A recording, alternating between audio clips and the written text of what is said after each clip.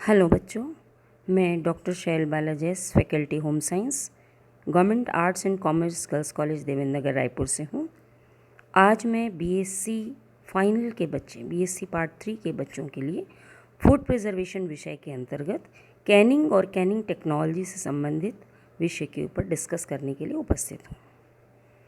बच्चों, इस विषय के अंतर्गत जो सिलेबस यूनिवर्सिटी से हमें दिया गया है, स्क्रीन पर ध्यान से देखिए। इसके अंतर्गत हमें कैनिंग की परिभाषा, कैनिंग किन सिद्धांतों पर कार्य करता है, कौन कौन से कारण हैं जो भोजन को ख़राब करते हैं, कैनिंग कितने प्रकार से की जाती है, कौन कौन सी स्टेजेस उसमें सम्मिलित हैं, कैनिंग करते समय हमें किन किन अप्लायंसेस और टूल्स का प्रयोग करना होता है, कैनिंग की कितने स्टेप्स हैं, इत्यादि का अध्ययन करना है। बच्चों, कैनिंग के मुख्य मुद्दे पर बात करने से प्रारंभ करने से पूर्व मैं कुछ सामान्य बातें जो इस विषय से संबंधित हैं आपसे शेयर करना चाहती हूँ। बचपन से आप सब यह सुनते हैं कि भारत एक कृषि प्रधान देश है। यहाँ करीब 80% जनसंख्या कृषि और कृषि संबंधित व्यवसाय में लगी होती है। आजकल यद्यपि ये प्रतिशत 58 से 60% हो गया है, फिर भी हम ये कहें कि भारत की आधी आबादी कृषि से संबंधित अन्य व्यवसाय जैसे कि poultry farm, animal husbandry, fisheries जैसे व्यवसाय में लगी हुई है। इनके द्वारा उत्पन्न किए जाने वाले खाद्य पदार्थ, दूध, दही, एनिमल प्रोडक्ट्स, प्लांट प्रोडक्ट्स, इन सब के उत्पादन की भारत में कोई समस्या नहीं है। हमारे यहाँ उत्पादन सफिशिएंट होता है, लेकिन समस्या हमारी होती है उनके सही ढंग से संरक्षण और प्रिजर्वेशन की। यद्यपि अधिकांश चीज़ें हमारे लोकल मार्केट में ताज़ी अवस्था में ही सेल आउट कर दी जाती हैं। लोगों की एक आदत बनी हुई है कि हम ताज़े फल, ताज़ी सब्जियां, तुरंत का निकला हुआ दूध और साथ में एनिमल प्रोडक्ट्स जो कि फ्रेश कंडीशन में ख़रीद कर इस्तेमाल करते हैं। ये हमारी आदत में शुमार है। लेकिन कितना और कब तक?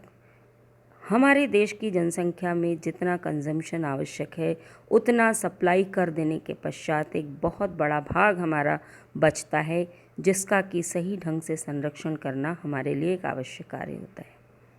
फूड टेक्नोलॉजी सिर्फ इसी कार्य के लिए स्टैंड की गई है।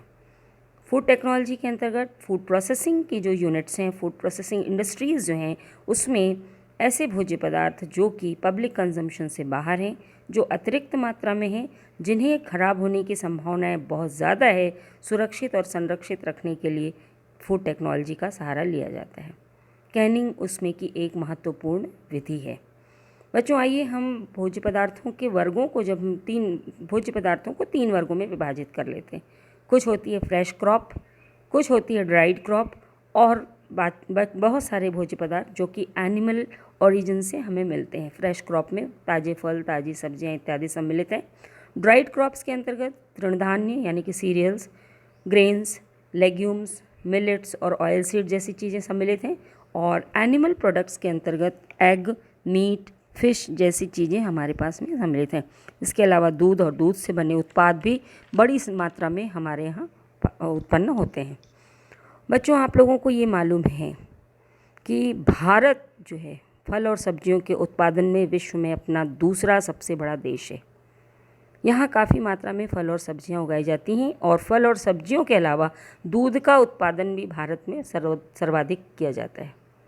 ये तीनों भोज्य पदार्थ पेरिशेबल वर्ग में आते हैं। यदि इन्हें सही ढंग से संरक्षित न किया जाए तो ये अत्यंत शीघ्रता से नष्ट होते हैं। उसके पश्चात कुछ नॉन पेरिशेबल फूड्स भी हैं, जिसके अंतर्गत की सारे तृणधान्य, मसाले, मिर्च, शक्कर इत्यादि चीज़ें सम्मिलित होती हैं। इन्हें हम सुरक्षित रखने के लिए प्रॉपर स्टोर हाउस का इस्तेमाल करते हैं। स्टोरेज भी 2 प्रकार के होते हैं। एक होता है ड्राई स्टोरेज और दूसरा होता है कोल्ड स्टोरेज। ड्राई स्टोरेज में हम सारे तृणधान्य, pulses, grains, legumes, spices, condiments जैसी चीज़ों का संरक्षण के स्टोरेज करते हैं। और कोल्ड स्टोरेज में मुख्य रूप से आलू, प्याज, अदरक, लहसुन, ज़मीन और कंद से मिलने वाली सब्जियां इत्यादि सुरक्षित रखे जाते हैं। जैसा कि आपको मालूम है कि उत्पादन की दृष्टि से हम विश्व में दूसरे नंबर पे खड़े होते हैं, लेकिन निर्यात की अगर बात करें कि इन सारी संरक्षित फल एवं सब्जियों का आखिर हम करें क्या, तो हम अंतर्राष्ट्रीय बाज़ार की तरफ देखते हैं। यानी कि हमें भारत से बाहर इन चीज़ों का निर्यात करना आवश्यक है। अब सबसे पहले ये जान लें कि हमारी चीज़ों को ख़रीदने के लिए कौन से राष्ट्र तत्पर खड़े हैं। तो आपको मैं आपकी जानकारी के लिए बता दूं बच्चों कि हमारे यहाँ उत्पन्न होने वाले खाद्यान्न, जिसमें कृषि से संबंधित सारे भोज्य पदार्थों के सप्लाई के लिए जो देश मुख्य रूप से हमारे सामने होते हैं, उसमें Saudi Arabian countries, Qatar, Nepal, Sri Lanka और इसके अलावा मलेशिया, कुवैत जैसे देश हैं। यूके में भी काफ़ी चीज़ें हमारी जाती हैं। यूनाइटेड किंगडम में एक समस्या हमारे साथ आती है कि क्वालिटी नॉर्म्स सेट करने के नाम पर उन लोगों ने पब्लिक सेफ्टी और पब्लिक हाइजीन के लिए कड़े नियम बना रखे हैं और कई बार हमारे भोज्य पदार्थ उन मानकों पर खरे नहीं उतरते, इसलिए कई बार वहाँ से रिजेक्ट होकर आते हैं। यूके हमारे लिए बहुत अच्छा मार्केट नहीं है, अर्थात हम अपनी सब्जियों और फलों और अपने उत्पादों को इन देशों में यूके में भेजने की बजाय इन देशों में भेजें जिनका कि मैंने अभी आपको नाम बताया। अब यहाँ भेजना तो ये तो निश्चित रूप से बाहर के देश हैं, दूरी बहुत लंबी है। ताज़े फल, ताज़ी सब्जियाँ या अन्य पेरिशेबल भोज्य पदार्थों को वहाँ तक सही अवस्था में पहुँचाना एक बहुत बड़ी जिम्मेदारी होती है। इस कार्य के लिए हमें फूड टेक्नोलॉजी या फूड प्रोसेसिंग यूनिट की तरफ ध्यान देना आवश्यक होता है। बच्चों, इसके पहले आप जान चुके हैं कि फलों और भोज्य पदार्थों को, सारे भोज्य पदार्थ, फल सब्जियां खासकर, इनको संरक्षित करने के कई प्रकार के सिद्धांत हैं। अब इन सिद्धांतों के बारे में हम यदि चर्चा करना चाहें तो हमें चर्चा करने से पूर्व आपको ये बता देना मैं आवश्यक समझती हूँ कि कैनिंग उसमें क्या है और कौन से उसमें किस प्रकार से की जाती है। कैनिंग शब्द सुनते ही आपके मन में एक बहुत महत्वपूर्ण बात आती है। कैनिंग यानी कि कैंस में रखना। कैंस यानी डिब्बा, डिब्बे में बंद करके भोज्य पदार्थ को रख देना ही कैनिंग है। पर क्या ये संभव है कि हम ताज़े फल और सब्जियों को उठाकर किसी डिब्बे में बंद करके रख दें और दूसरे दिन खोलें तो वो हमें सही सलामत मिलेंगे? जवाब होगा नहीं। कारण क्या है कि फल और सब्जियों में बहुत सारी ऐसे तत्व पाए जाते हैं जो कि उन्हें खराब करते हैं, शीघ्र ही नष्ट करते हैं। इनमें एंजाइम और सूक्ष्म जीवाणु महत्वपूर्ण भूमिका निभाते हैं। अर्थात हमें डिब्बाबंदी या कैनिंग करने से पूर्व भोज्य पदार्थों की कई तरीके से प्रोसेसिंग करना आवश्यक होता है। कैनिंग की परिभाषा यदि हम देखें तो कैनिंग की परिभाषा स्पष्ट करते हुए मैं आपको बताना चाहती हूँ कि कैनिंग अर्थात कैंस में रखना। कैंस में कैसे रखना, उसको कई तरीके से प्राइमरी प्रोसेसिंग करके जब भोज्य पदार्थों को डिब्बों में, बॉटलों में बंद करके लंबे समय तक के प्रयोग के लिए रखा जाता है तो उसे हम कैनिंग कहते हैं। कुछ सिद्धांत जो कैनिंग के लिए बहुत आवश्यक होते हैं, जो कि आपके स्क्रीन पर दर्शाए गए हैं, बच्चों ध्यान से देखिए। कैनिंग मुख्य रूप से 2 सिद्धांतों पर कार्य करती है। पहला है उच्च ताप के प्रयोग का सिद्धांत, यानी कि हम उसमें भोज्य पदार्थों में पाए जाने वाले सूक्ष्म जीवाणु, उसमें पाए जाने वाले कई प्रकार के एंजाइम को अधिक ताप के प्रयोग के द्वारा नष्ट कर दें। ये इसका पहला सिद्धांत है। कैनिंग का दूसरा महत्वपूर्ण सिद्धांत है कि जब हम इनमें से जीवाणु और एंजाइम नष्ट कर देते हैं तो उन्हें ऐसी कंडीशन में रखना जहाँ वहाँ भोज्य पदार्थों को हवा न मिले। हवा मतलब ऑक्सीजन। यदि उसके अंदर ऑक्सीजन सप्लाई होती रही तो फिर से नए जीवाणु उत्पन्न हो जाएंगे और जो कि उन्हें शीघ्र नष्ट कर देंगे।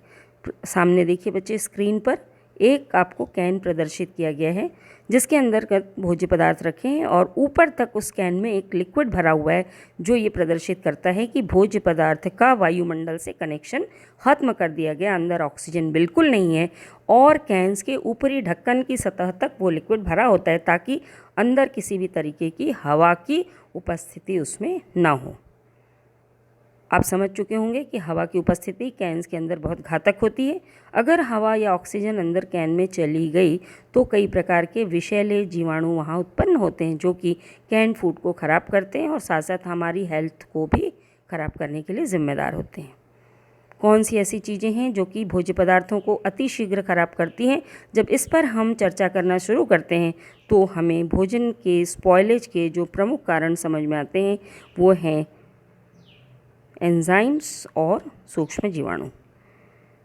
एंजाइम्स और सूक्ष्म जीवाणु भोज्य पदार्थों में पाए जाने वाले वो तत्व हैं जो कि भोज्य पदार्थ जब पौधे या अपने प्रारंभिक सोर्स से अलग हो जाते हैं तो भी सक्रिय रहते हैं और उन्हें खराब करने के लिए उत्तरदायी होते हैं। इस प्रकार से इन्हें हम अगर नष्ट कर दें तो भोज्य पदार्थ हमारा लंबे समय तक के प्रयोग के लिए बच जाता है। कुछ महत्वपूर्ण एंजाइम जो भोज्य पदार्थों में पाए जाते हैं, जिनके नाम मैं आप लोगों को बताना उचित समझती हूँ, उसके अंतर्गत यहाँ सामने बच्चे स्क्रीन पर देखिए एक लिस्ट आपकी अपीयर हो रही है। उसमें एंजाइम के नाम और वो किन किन चीज़ों को प्रभावित करते हैं इसका वर्णन किया गया है। पहला एंजाइम है एस्कॉर्बिक एसिड ऑक्सीडेज। नाम से समझ में आता है विटामिन सी के ऊपर ये कार्य करता है और उसे नष्ट करता है। सब्जियों में पाया जाता है और सब्जियों में विटामिन सी के नष्ट करने के लिए जिम्मेदार माना गया है। दूसरा एंजाइम लाइपेज। नाम से समझ में आता है ये वसा के ऊपर कार्य करता है। सीरियल्स में, तृणधान्य में, दूध में और तेल में ये एक प्रकार की रेंसिडिटी प्रोड्यूस करता है, जिसे हम हाइड्रोलाइटिक रेंसिडिटी कहते हैं। साथ साथ भोज्य पदार्थों के कलर को बदरंग करने के लिए भी जिम्मेदार होता है और तेल और घी से जो आने वाली विशेष प्रकार की बदबूदार गंध होती है वो रेंसिडिटी की वजह से होती है और ये लाइपेज की इसके लिए जिम्मेदार माना गया है। तीसरे एंजाइम के रूप में है देखिए बच्चों लाइपो ऑक्सीजनेज। ये एंजाइम विटामिन ए को नष्ट करने के लिए जिम्मेदार होता है। फल और सब्जियों में पाया जाने वाला विटामिन ए इसकी उपस्थिति के कारण शीघ्रता से नष्ट होता है। फिर उसके बाद है पॉलीफिनॉल ऑक्सीडेज, एक ऐसा एंजाइम जो आपने पहले भी सुना है इसका नाम। ये वो एंजाइम है जब फल सब्जियों को काटकर हम खुली हवा में रख देते हैं तो उनके ऊपर ब्राउन कलर की लेयर ये बनाता है। जैसे कटे हुए आलू, कटा हुआ बैगन, कटा हुआ सेब, इनके ऊपर जो ब्राउनिंग होती है यानी कि एंजाइमेटिक जो ब्राउनिंग होती है उसके लिए ज़िम्मेदार एंजाइम है पॉलीफिनॉल ऑक्सीडेज। ये भी भोज्य पदार्थों को नष्ट करने में काफ़ी महत्वपूर्ण भूमिका निभाता है।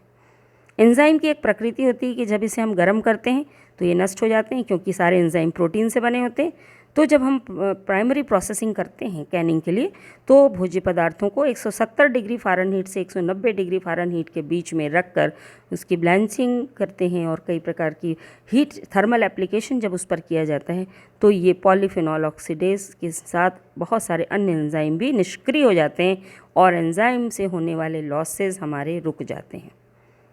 दूसरे नंबर पे आते हैं वो सूक्ष्म जीवाणु जो कि भोज्य पदार्थों को ख़राब करने के लिए ज़िम्मेदार हैं। इन सूक्ष्म जीवाणुओं में सामने बच्चों लिस्ट दिखाई दे रही, मोल्ड्स हैं, ईस्ट हैं, बैक्टीरिया हैं और कुछ ऐसे माइक्रो ऑर्गेनिज्म जिसमें बॉट्युलिज्म का नाम आपने सुना होगा। ये बहुत ही विषाक्त प्रकार का जीवाणु है। अगर किसी कारण से हमारे कैनिंग की प्रोसेस में कहीं कोई डिफेक्ट रह गया, यानी कि कैनिंग फेलियर की स्टेज में हम हैं, यानी प्रॉपर कैनिंग नहीं कर पाए, डिब्बे के अंदर किसी भी जगह से अगर ऑक्सीजन पहुंच गई तो बॉट्युलिज्म जैसे खतरनाक जीवाणु उस पर पैदा होते हैं। ये इतने विषाक्त होते हैं कि भोजन को तो ख़राब करते ही हैं, जिस व्यक्ति के शरीर में चले जाएं उसका जिंदा रहना मुश्किल होता है, क्योंकि ये फेटल किस्म के जीवाणु होते हैं। इनकी जो पॉइजनिंग होती है वो प्राणघातक होती है, जानलेवा होती है और एक बार अगर बॉट्युलिज्म हमारे बॉडी में चले गए तो उस व्यक्ति को बचाया जाना बहुत मुश्किल होता है। इस प्रकार से ये 3 तत्व एंजाइम्स, सारे माइक्रो ऑर्गेनिज्म और उसमें भी महत्वपूर्ण बॉट्युलिज्म्स, ये सब मिलकर भोज्य पदार्थों को नष्ट करने के लिए जिम्मेदार होते हैं। अब इन्हें हमने हटाया किसके द्वारा? कैनिंग के द्वारा। तो कैनिंग जब हम पढ़ना शुरू करते हैं बच्चों तो हम उनकी विधियों को 2 वर्गों में विभाजित कर देते हैं। एक जो घरेलू स्तर पर की जाने वाली कैनिंग है जिसे हम डोमेस्टिक मेथड के नाम से जानते हैं, और दूसरी जो व्यावसायिक स्तर पर की जाती है जिसे हम कमर्शियल कैनिंग कहते हैं। ये दोनों ही कैनिंग की विधियां हैं जो ऊपर लिखे हुए दोनों सिद्धांत पर कार्य करती हैं। भोज्य पदार्थों में प्राइमरी लॉसेस को रोकने के लिए जो एंजाइम्स हैं, जीवाणु हैं, उनको नष्ट करके ऑक्सीजन रहित वातावरण में संरक्षित करना, इन दोनों ही विधियों का उद्देश्य होता है। आपसे बच्चे मैं एक प्रश्न पूछना चाहती हूँ कि क्या अपने घरों में, भारत के अंदर किचन में कभी आपने कैनिंग किया या सुना है? तो अधिकांश बच्चों का जवाब होगा नहीं। इसके पीछे कारण है कि हमारा पूरा का पूरा व्यवसाय और हमारी पूरी की पूरी ज़िंदगी फ्रेश फल, फ्रेश सब्जियां, फ्रेश फूड्स के ऊपर ही आधारित होती है। कैंड फलों की हमें आवश्यकता बहुत कम पड़ती है। लेकिन विदेशों में जहाँ की लैंड क्रॉप बहुत कम ली जाती है और अधिकांश देश जैसे सिंगापुर, थाईलैंड, जहाँ की फसल बहुत कम है, वहाँ पर ये लोग कैंड फूड पर ही अपनी ज़िंदगी इनकी आधारित होती है। वहाँ कमर्शियली कैंड प्रोडक्ट्स का बहुत बड़ा बाज़ार है। अब डोमेस्टिक कैनिंग चूँकि हमारे कोर्स का एक भाग है, इसलिए उसके संबंध में कुछ महत्वपूर्ण चीज़ें कि किन किन स्टेजेस के अंतर्गत वो हम परफॉर्म करते हैं, उसकी थोड़ी विस्तार से जानकारी ले लें। सबसे पहले हमें डिसाइड करना होता है कि हम किन भोज्य पदार्थों की कैनिंग करना चाहते हैं, यानी कि वो फल हैं, सब्जियां हैं, दूध है, मांस है, मछली है, अंडे, कौन सा पदार्थ पहले आप सिलेक्ट कर लीजिए। पदार्थ आपने सिलेक्ट कर लिया। सपोज़ आपने एक सब्जी लिया है, टमाटर की आप कैनिंग करना चाहते हैं। अब कैनिंग करने की कई विधियां हैं। कौन कौन सी प्रोसेसिंग, कितना टेम्परेचर, कितना समय उस पर अप्लाई होगा, ये उसकी दूसरी स्टेज होती है। मतलब कि हमें स्टैंडर्ड विधियों के द्वारा टमाटर की कैनिंग के लिए आवश्यक समय, आवश्यक केमिकल, आवश्यक ब्लांचिंग की विस्तृत जानकारी प्राप्त करना होता है। आपको बच्चों यहाँ एक बात बताना ज़रूरी है कि United states department of agriculture USDA ने कुछ प्रयोग करके नॉर्म्स तैयार किए हैं, कुछ बेसिक रेसिपीज़ तैयार की हैं, रिसर्च के ऊपर आधारित हैं। और इसका पब्लिकेशन इन रेसिपीज़ का जॉर्जिया यूनिवर्सिटी ने एक गाइड के रूप में किया है। उस गाइड को आप खोल लीजिए, उसमें सारी कैनिंग की स्टैंडर्ड विधियाँ दी हुई हैं। आप कोई एक विधि सेलेक्ट कर लीजिए जो आपको सबसे सूटेबल लगती है आपके अपने दायरे में रख के।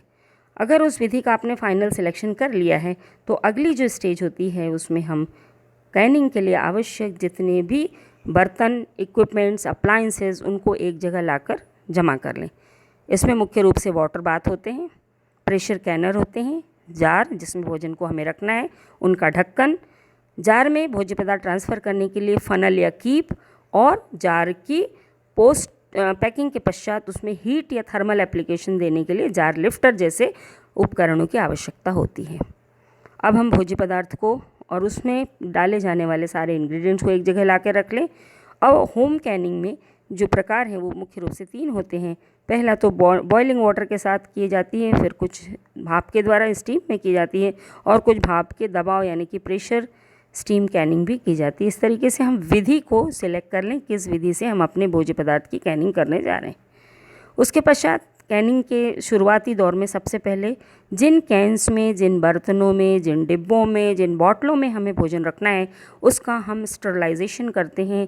उसको हम उबाल कर बहुत हाई टेम्परेचर पर उबाल कर 12 से 24 घंटे तक के लिए अलग रख देते हैं, और वो हमें स्टरलाइज फॉर्म में मिलते हैं। और ऐसे बर्तन, ऐसे जार, ऐसे डिब्बों पर जब हम भोज्य पदार्थ को रखते हैं तो वो सुरक्षित रहते हैं, उसमें किसी भी प्रकार की कंटामिनेशन की संभावनाएं नहीं होती। बच्चों, यहाँ चित्र में बहुत सारे होम अप्लायंसेस जो कि कैनिंग में इस्तेमाल किए जाते हैं उनको मैंने प्रदर्शित किया है, आप लोग बहुत ध्यान से देखते जाइए। सबसे पहला उसमें लिखा है कैनर। ये बिजली से चलने वाला उपकरण होता है जिसमें कि हम स्टरलाइजेशन भी कर सकते हैं, ब्लांचिंग भी इसमें की जा सकती है, और ये हमारे लिए घरेलू स्तर पर उपयोग किया जाने वाला एक छोटा इक्विपमेंट है। कुकर के समान इसकी बॉडी दिखाई देती है। उसके बाद कुछ उपकरण होते हैं जो कि स्टील का फ़नल, जो कि इसमें प्रदर्शित हो रहा है, वो फ़नल जिसके के द्वारा हम भोज्य पदार्थों को बॉटल या कैंस में ट्रांसफ़र करते हैं। इस प्रकार से ये एक महत्वपूर्ण और बेसिक उपकरण है जो कि होम कैनिंग में हमारे घरों में इस्तेमाल किया जाता है। नीचे इन चित्रों में भी आपको कई प्रकार के कैनर्स दिखाई दे रहे हैं, वाटर बाथ दिखाई दे रहा है, स्टील की फ़नल दिखाई दे रही है। ये सब होम कैनिंग में इस्तेमाल किए जाने वाले उपकरण हैं।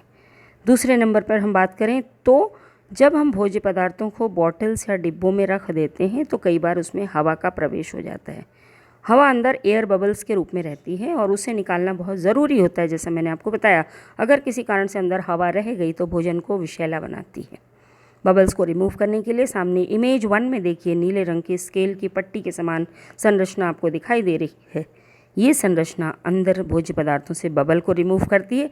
साथ में इसमें नीचे की तरफ कई एजेस बने हुए हैं, वो ये डिसाइड करते हैं कि जब हम भोज्य पदार्थों को कैंस में, बर्नियों में, बॉटल में भर देते हैं तो भोज्य पदार्थों की ऊपरी सतह और कैन का ढक्कन के मध्य कितनी जगह हमें छोड़ना है, इसका निर्धारण इसी स्केल के माध्यम से किया जाता है। चित्र में आपको स्पष्ट रूप से दिखाई दे रहा है। इमेज 3 में वही चीज़ें आपको कार्य करते हुए समझ में आ रही, दिखाई पड़ रही। उसके बाद जब हमने भर दिया, ढक्कन लगा दिया, सील कर दिया, तो एक बार फिर से उसकी थर्मल प्रोसेसिंग की जाती है। और थर्मल प्रोसेसिंग करने के लिए हमें जार को हाथ से नहीं उठाना है। देखिए सामने एक चिमटे के समान आपको संरचना दिख रही है जो कि जार लिफ्टर कहलाता है। इसके द्वारा हम स्टरलाइज जार को उठाकर वाटर बाथ में डालकर और थर्मल प्रोसेसिंग की आखिरी स्टेप इस पर परफॉर्म करते हैं। आवश्यक उपकरणों में कुछ लिड्स और रिम्स भी होते हैं जो कि प्रदर्शित किए गए हैं चित्र में। आप ध्यान से देखिए किस तरीके के लिड्स और रिम्स हैं। सामान्य ढक्कनों से ही थोड़े अलग होते हैं, इनका भी हम प्रयोग करते हैं। इसके पश्चात हम कैनिंग के आवश्यक प्रोसेस को देखते हैं। स्टेप्स के लिए अगर हम बात करना चाहें, चर्चा करें, तो पहले स्टेप में हम वाटर बाथ तैयार करते हैं। वाटर बाथ में हम कैंस और जार को धोते हैं, उबालते हैं, स्टरलाइज करते हैं। साथ साथ हम भोज्य पदार्थों को छीलना, कोरिंग, पिटिंग और ब्लांचिंग जैसी क्रियाओं से भी गुजारते हैं। जब हम उनकी ब्लांचिंग करते हैं, बच्चों पहले वाले मेरे वीडियो लेक्चर में ब्लांचिंग का मैं बता चुकी हूँ। उबलते हुए पानी में जब 2 मिनट तक भोज्य पदार्थों को रखा जाता है तो एंजाइम और जीवाणु उसमें नष्ट होते हैं, इसे ब्लांचिंग कहते हैं। इस ब्लांचिंग की प्रक्रिया में न सिर्फ एंजाइम और जीवाणु नष्ट होते हैं बल्कि बहुत सारे पोषक तत्व जैसे vitamin C, B1, B2, B3 और इसके अलावा B6 जैसे तत्व भी नष्ट होते हैं, जिनका कि प्रतिशत आपके स्क्रीन पर प्रदर्शित हो रहा है। अगली स्लाइड में आप बच्चों देख रहे हैं कि किस तरीके से हम भोजन की स्लाइसिंग, भोज्य पदार्थों की प्रोसेसिंग कर रहे हैं इसको ब्लांच करने के लिए। ब्लांचिंग जब हो जाती है तो अगला स्टेप देखिए, कैंस में हम भर रहे हैं उसको। ये वो कैंस हैं जो पहले से हमने स्टरलाइज करके रखा हुआ है। उसके बाद डाले हुए भोज्य पदार्थ के चारों तरफ हवा को बाहर करने के लिए सिरप या नमक का घोल, सिरपिंग या ब्राइनिंग जैसी स्टेप्स हमें फॉलो करनी होती, उसे डालकर हम अंदर की वायु को बाहर कर देते हैं। और उसके बाद होता है ढक्कन या लिड की फिटिंग, अंदर की हवा का बाहर निष्कासन, लिड को सील करना और उसके बाद हीट पेनिट्रेशन और कूलिंग, यानी कि सील किए हुए डब्बे के बाहर की तरफ एक बार गर्म पानी के द्वारा उसमें डुबाकर हीट प्रोसेसिंग की जाती है, बाहर निकाल कर उसको कूल किया जाता है, उसको चेक किया जाता है कि इसमें कोई डिफेक्ट तो नहीं है। उसके बाद लेबल लगाकर मार्केट में भेजने के लिए इसे तैयार किया जाता है। बच्चों ये तो हुई कैनिंग की डोमेस्टिक प्रोसेस।